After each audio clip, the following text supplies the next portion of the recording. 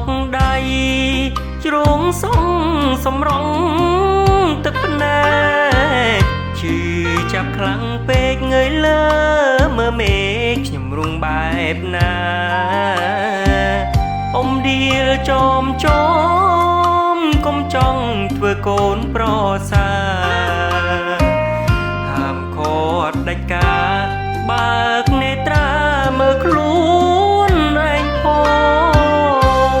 ខ្លួនទៀមដៃខ្លីកុំចង់អបភ្នំក្រ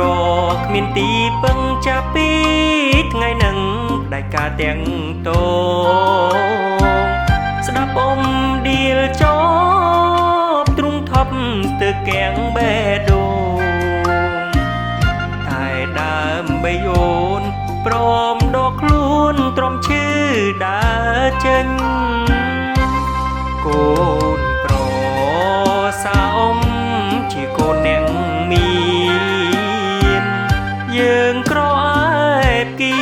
នកុំហ៊ានកុំចង់ក្បែរឡើយអនាគតកូនស្រីកូនក៏រៀបចំហើយមានវាសនាឡើយអ៊ំមកឲ្យខ្ញុំសុំទុំសងសារកុំសតយើងប្រត់គ្នាហើយបងមិនខឹងឡើយជូនពរត្រានត្រើយអូនបានសុខចង់តែបើថ្ងៃមួយអ្នកមានគេប្រែមិនស្មោះអូនចងចាំចង់អ្នកក្រចិត្តស្មងចាំជូតទឹកភ្នែក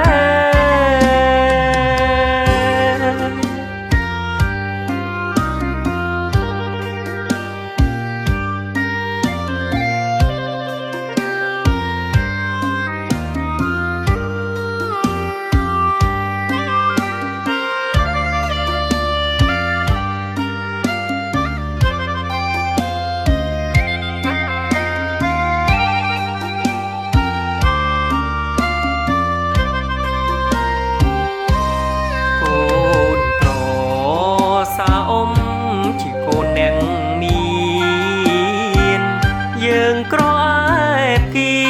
នកុំហ៊ានកុំចង់ក្បែរឡើយអនាគតកូនស្រីកូនក៏រៀបចំហើយមានវាសនាឡើយអ៊ំមកឲ្យខ្ញុំសុំទុំ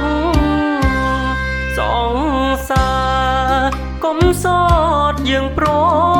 ត់គ្នាហើយបងមិនខឹងឡើយជូនពរត្រានត្រើយអូនបានសុខចង់តែបើថ្ងៃមួយអ្នកមានគេប្រែមិនស្មង